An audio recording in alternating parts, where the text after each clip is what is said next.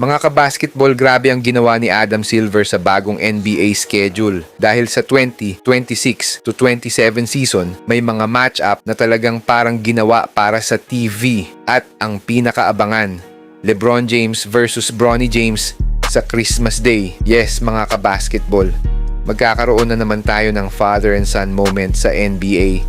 At syempre, kapag pangalan ni LeBron ang nasa schedule, siguradong iba ang atensyon.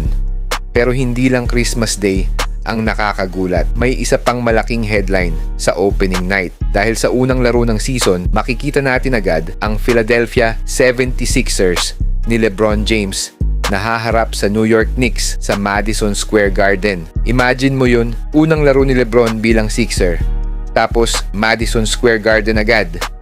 At lalong naging interesting ang matchup dahil kasabay nito ang championship banner ceremony ng Knicks. Kaya hindi lang simpleng opening night game ang magiging laban na yan. Parang may dagdag na drama agad mula sa unang araw ng season.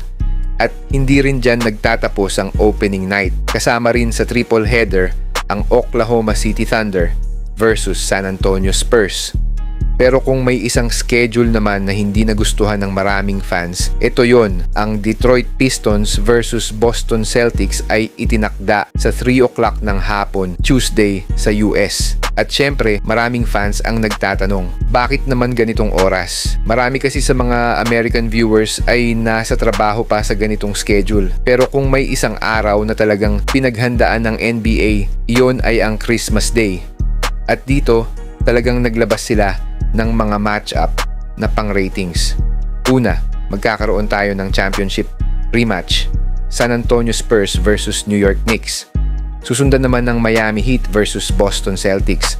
At pagkatapos, Philadelphia 76ers versus Los Angeles Lakers.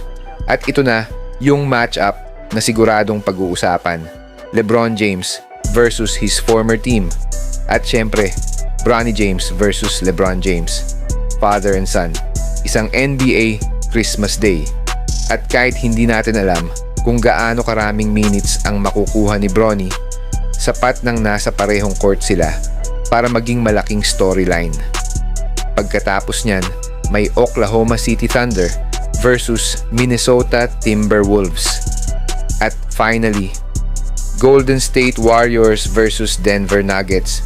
Kahit sabihin nating hindi naging sobrang busy ang Warriors sa free agency, nandito pa rin sila sa Christmas Day. At syempre, may isang pangalan na hindi mawawala sa ganitong usapan, Stephen Curry. Dahil kapag si Curry ang nasa Christmas Day, alam ng NBA na may malaking audience na tututok. Pero ang pinakagrabe talaga, LeBron James. Sa darating na season, magiging 21st Christmas Day appearance na niya sa NBA. At kung ikukumpara, ang closest player sa kanya sa history ay si Kobe Bryant na may 16 Christmas Day games. Ibig sabihin, hindi lang basta record ang hawak ni LeBron. Malayo na talaga ang agwat niya. At sa buong career niyang umabot na sa 24 seasons, 3 beses lang siyang hindi nakalaro sa Christmas Day. Kaya hindi mo na kailangan maging basketball expert para maintindihan kung bakit paulit-ulit siyang inilalagay ng NBA sa pinaka-importanteng TV dates. Ratings, star power, LeBron James. Simple as that. Pero mga kabasketball, may isa pang nakakagulat sa bagong schedule. Ticket prices. Dahil sa opening night matchup ng Sixers at Knicks, may mga ticket listing na umaabot sa napakataas na presyo. Sa kasalukuyang listings na tinutukoy sa report, ang pinakamababang available ticket ay nasa paligid ng $1,999. Kapag kinonvert natin sa peso, nasa mahigit 100,000 pesos na yun. Imagine mo, opening night pa lang, hindi playoffs, hindi finals, opening night. At willing ang ilang fans na gumastos ng ganitong kalaking halaga para makita ang unang laro ni LeBron James bilang Philadelphia 76er. Kaya masasabi talaga natin na kapag si LeBron ang nasa schedule, may presyo ang kanyang pangalan.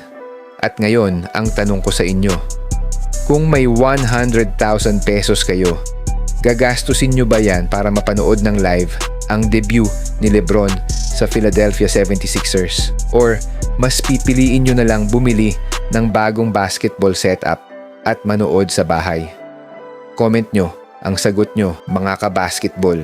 At syempre, kung gusto nyo ng mas maraming NBA updates, schedule breakdowns, trade rumors, at mga kuwentong siguradong pag-uusapan ng basketball world, subscribe na kayo. Dahil dito, hindi lang tayo nanonood ng basketball.